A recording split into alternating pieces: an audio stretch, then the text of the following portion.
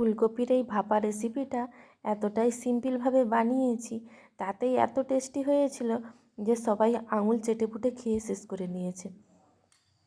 খুব বেশি কিন্তু উপকরণ আমি দেইনি। তো আপনাদের যে কাছে যদি হাতের কাছে যদি উপকরণগুলো থাকে তাহলে কিন্তু সবগুলো দেওয়ার চেষ্টা করবেন, তাহলে কিন্তু আরও সুন্দর হবে আর টেস্টি হবে খেতে। দেখতে কতটা সুন্দর হয়েছে, খেতেও কিন্তু অপূর্ব হয়েছিল। এটা কিন্তু গরম ভাত, পোলাও, ফ্রায়েড রাইস সবের সাথেই খুব ভালো লাগবে খেতে। তো প্রথমে আমি একটা ছোট সাইজের ফুলকপি নিয়েছি আর কড়াইতে দিয়েছি প্রায় 2 টেবিল চামচ মতো সরষের তেল।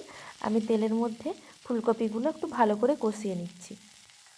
একটু নুন হলুদ দিয়ে কষিয়ে নেব, তাহলে কিন্তু নুনটা দেওয়ার কারণ ফুলকপির ভেতরে, তাহলে খুব ভালোভাবে নুনটা যাতে চলে যায়, তাই জন্য আমি একটু নুন হলুদ দিয়ে ঢাকা দিয়ে কষিয়ে নেব। তো অল্প নুন হলুদ দিয়েছি, দিয়ে ঢাকা দিয়ে ভালো করে কষিয়ে নেব। ততক্ষণ আমি এটা কষানো হতে থাক, ততক্ষণ আমি একটা মশলা বানিয়ে নিচ্ছি। মশলার মধ্যে নিয়েছি আমি হাফ চামচ মতো কালো সর্ষে, হাফ চামচ নিয়েছি সাদা সর্ষে, 3টে কাজু বাদাম আর 1 চামচ নিয়েছি পোস্ত।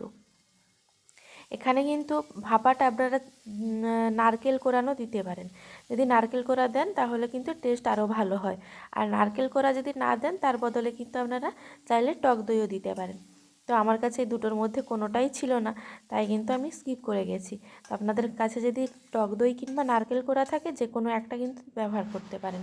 তো এইবার আমার মশলাটা যখন করছিলাম ততক্ষণে আমার ফুলকপিটাও কষানো হয়ে গেছে, আমি তুলে নিয়েছি।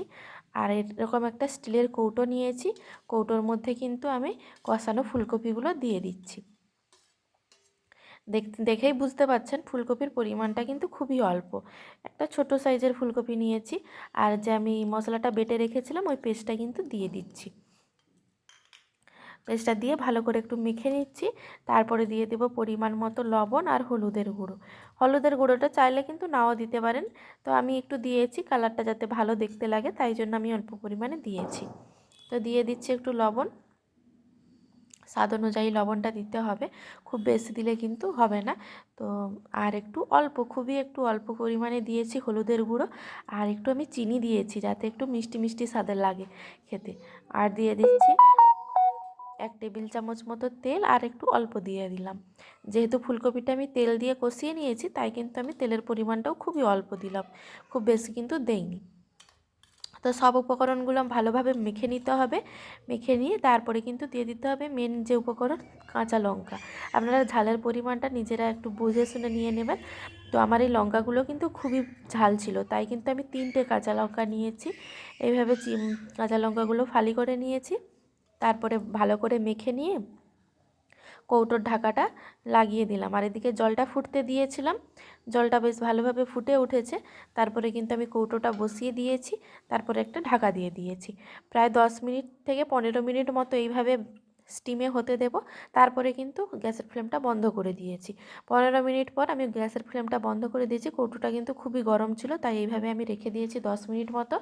তো অনেকটাই ঠান্ডা হয়ে গেছে, এই সময় আমি খুলে দেখাচ্ছি আপনাদেরকে যে ভাপাটা কত সুন্দর হয়েছে। দেখুন দেখতে কতটা সুন্দর লাগছে, খেতেও সত্যি কথা বলতে এতটাই অপূর্ব হয়েছিল। আমার হাজব্যান্ড তো দেখে প্রথমে বুঝতেই পারেনি যেটা কি বানিয়েছি, বলছে এতটাই টেস্টি হয়েছিল, সে কিন্তু আঙুল চেটে ফুটে খাচ্ছিল।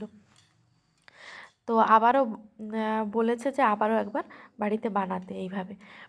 আপনারাও এইভাবে একবার রেসিপিটা ট্রাই করে দেখতে পারেন, আশা করছি আপনাদেরও খুব ভালো লাগবে। আর ভালো লাগলে অবশ্যই আমাকে কমেন্ট করে জানাবেন কেমন হয়েছে রেসিপিটা।